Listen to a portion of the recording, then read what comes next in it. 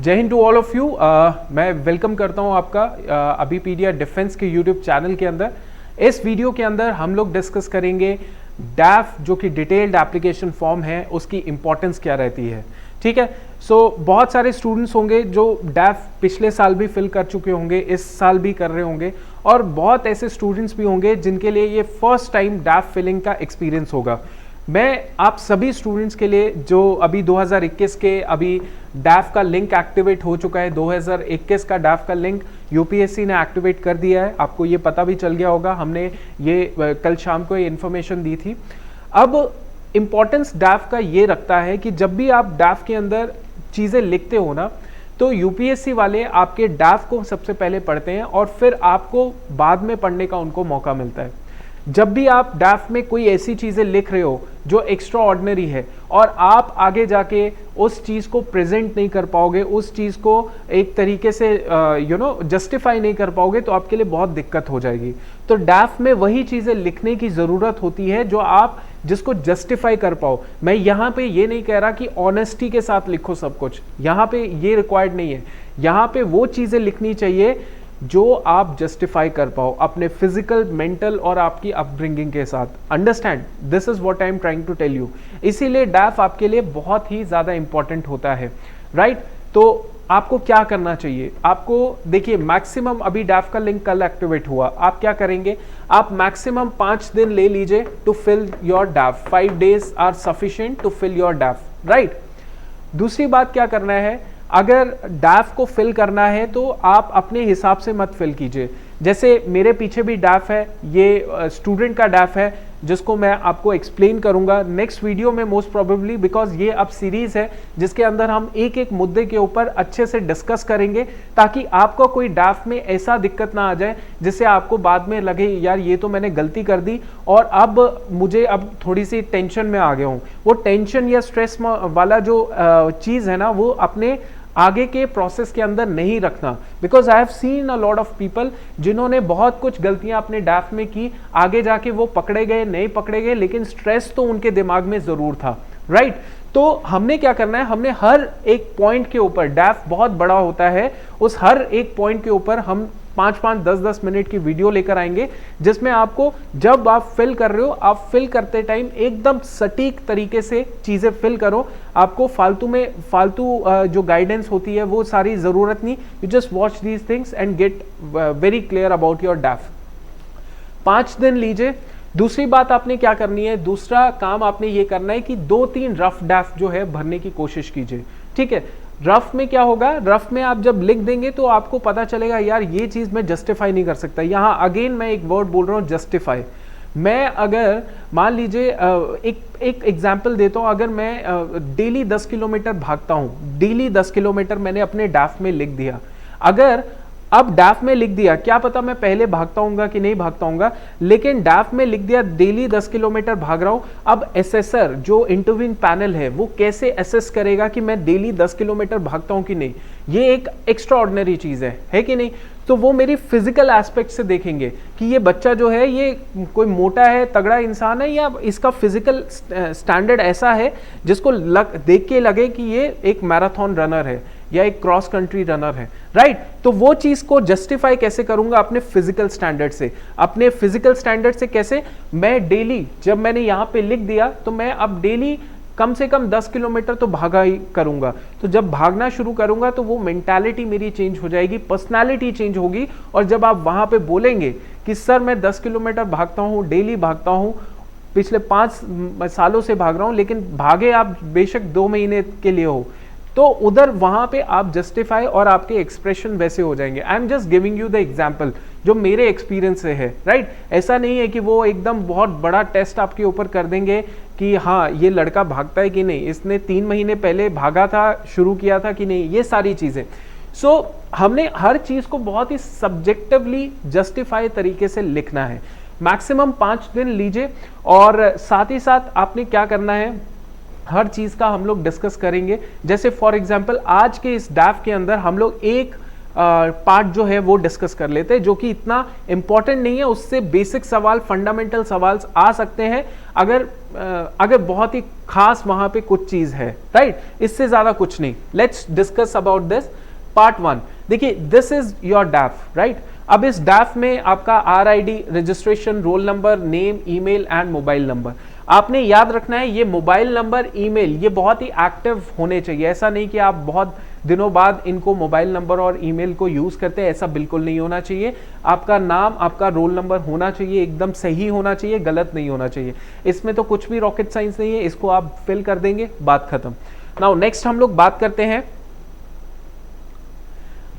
Name, address for correspondence to which. आप कहाँ पे अभी एट प्रेजेंट कहाँ पे आपका एड्रेस है, यहाँ पे एड्रेस लिख दिया, post office, city, state, district, pin code लिख दिया, राइट। उसके अलावा telephone number, mobile number, fax नहीं होते हैं बच्चों के, तो यहाँ पे कुछ भी नहीं लिखना है, आपने नो लिख देना है। ईमेल एड्रेस लिख दिया, और आपका परमानेंट पोस्टल एड्रेस जो है वो आपने यहाँ पे लिख दिया। अंडरस्टैंड।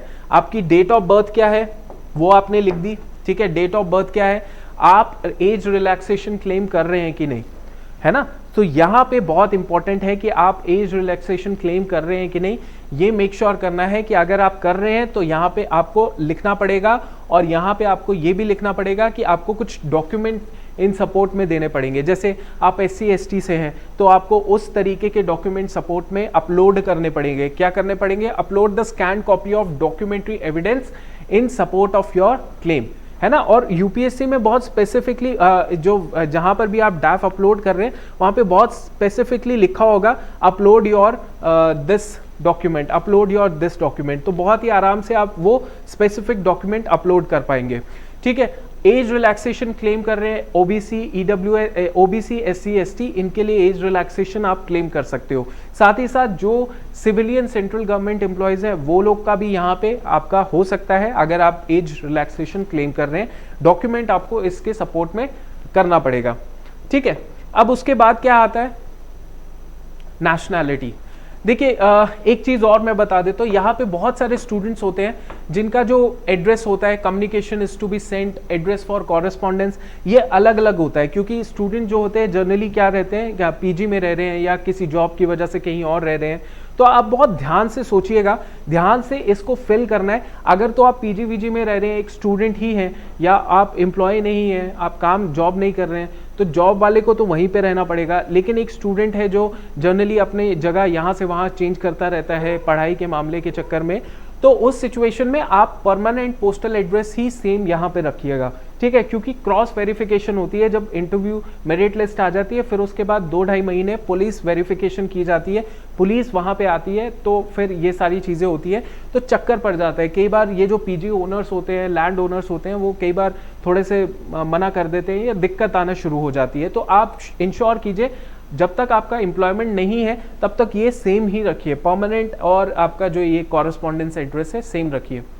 नाउ नेशनैलिटी की बात करें तो नेशनैलिटी में आपको पता है सिटीजन ऑफ इंडिया आप लिख सकते हैं, जेंडर मेल फीमेल आपको जैसा लगता है, स्टेट ऑफ डोमिसाइल जिस स्टेट के आप डोमिसाइल हो, नागरिक हो, मतलब आप दिल्ली के हो, चंडीगढ़ के हो, या फिर आप हिमाचल के हो, महाराष्ट्र के हो, ये आप लिख सकते हैं। Marital status, married, unmarried, up to you. Now 8th point is community. Community के ऊपर बड़ा ही इसमें क्लैरिफिकेशन मांगी जाती है कि क्या आपका कम्युनिटी का सर्टिफिकेट होना चाहिए, कैसा होना चाहिए। नाउ यहाँ पे है date of issue of caste certificate, ठीक है। अगर आप SC के हैं, SC के हिसाब से प्रोसीजर फॉलो किया जा रहा है, ST के ST और OBC के हैं तो OBC का आपको क्लेम होगा। जैसे for example date of issue of caste certificate, है ना। अब जनरली ये स्टूडेंट के कॉल भी मेरे पास आए कि सर मैं ना EWS का हूँ, सर मैं OBC का हूँ। तो मैंने क्या किया, मैंने जो कास्ट सर्टिफिकेट है अपना, वो जिस दिन को एप्लीकेशन फॉर्म भरना है उसके बाद वाला कास्ट सर्टिफिकेट नंबर लगाया है। ऐसा कुछ कॉल्स आई या ऐसा कुछ नंबर आया कि आपको जिस दिन का एप्लीकेशन वो पर्टिकुलर डेट दे रखी है उससे पिछले वाले का ही आपके पास कास्ट सर्टिफिकेट होना चाहिए, डेटेड, राइट। तो बच्चों ने तो बाद वाला लगाया है, तो अब बच्चा टेंशन में आ रखा है। देखो इसमें क्या रहता है, इसमें सिंपल चीज है, अगर तो आप क्लेम कर रहे हैं कास्ट तो आपको पिछले वाला लगाना चाहिए, लेकिन अगर नहीं लगाया तो कौन सी बड़ी बात हो रही है, कोई बड़ी बात नहीं है।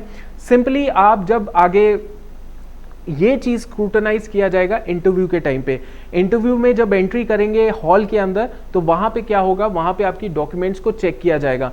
वहां पे देखा जाएगा कि ये जो कास्ट सर्टिफिकेट है इस डेट से पहले वाला होना चाहिए था, लेकिन आपने बाद वाला लगाया है, करेक्ट हो गया।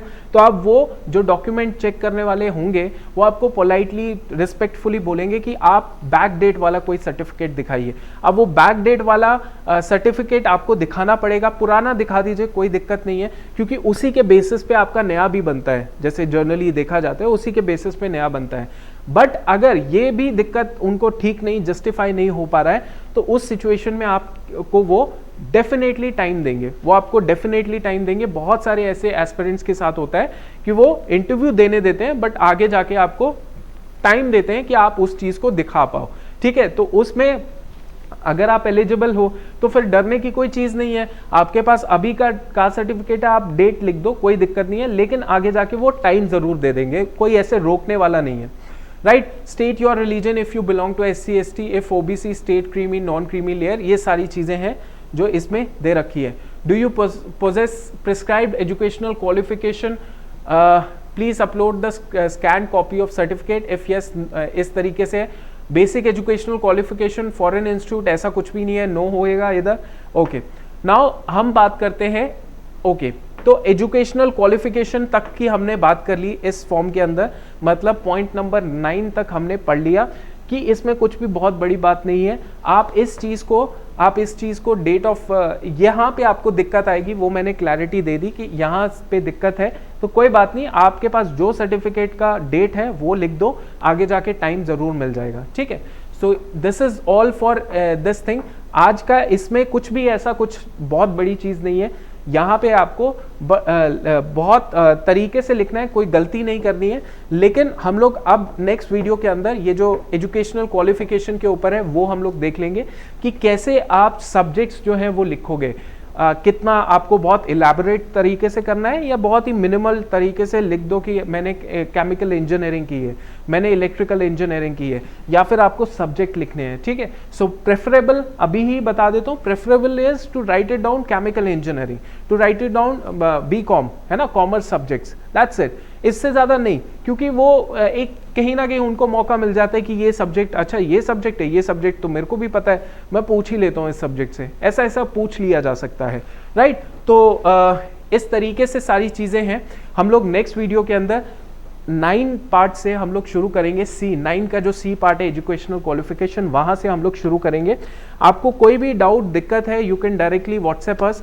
दूसरी बात, हम लोग जो है आपके लिए आपके लिए बेस्ट क्या कर रहे हैं, हम लोग अपनी तरफ से आपको पर्सनलाइज क्वेश्चन बैंक्स दे रहे हैं। पर्सनलाइज क्वेश्चन बैंक्स का मतलब ये होता है कि जैसे डैफ है, आपका ये डैफ है, आप डैफ में लिख रहे हैं स्टेट, अब वो स्टेट में क्या क्या सवाल पूछे जा सकते हैं, उस पर्टिकुलर विलेज से क्या क्या सवाल पूछे जा सकते हैं, आपके नाम से क्या क्या सवाल पूछे जा सकते हैं, ये सारे सवालों के आपको हम लोग एक क्वेश्चनर प्रोवाइड कर देंगे फ्री ऑफ कॉस्ट। इतना हम करेंगे। आपके डैफ को आपको क्या करना है, आपने इस वीडियो के डिस्क्रिप्शन में लिंक दे रखा है, उस लिंक में जाइए और लिंक में अपलोड योर डैफ का ऑप्शन आएगा, वहां पे आप डैफ अपलोड कर दीजिए। बट ऑब्वियसली अभी तो करने का कोई तुक बैठता नहीं है, बिकॉज अभी तक आपने फॉर्म फिल नहीं किया है, लेकिन आगे जाके फिल करके आप डैफ अपलोड करके आप हमसे पर्सनलाइज क्वेश्चन बैंक ले सकते हैं, ठीक है। सो इस वीडियो में इतना ही। I hope you like this video. हम लोग हर पॉइंट के ऊपर डिस्कस करेंगे, हॉबीज हो गया, करिकुलम हो गया, आपका एजुकेशन हो गया, आपकी एम्प्लॉयमेंट हो गया, हर पॉइंट पे हम लोग डिस्कस करेंगे अब सीरीज ऑफ वीडियो ऑफ डैफ, ठीक है। चलिए तब तक के लिए थैंक यू, जय हिंद।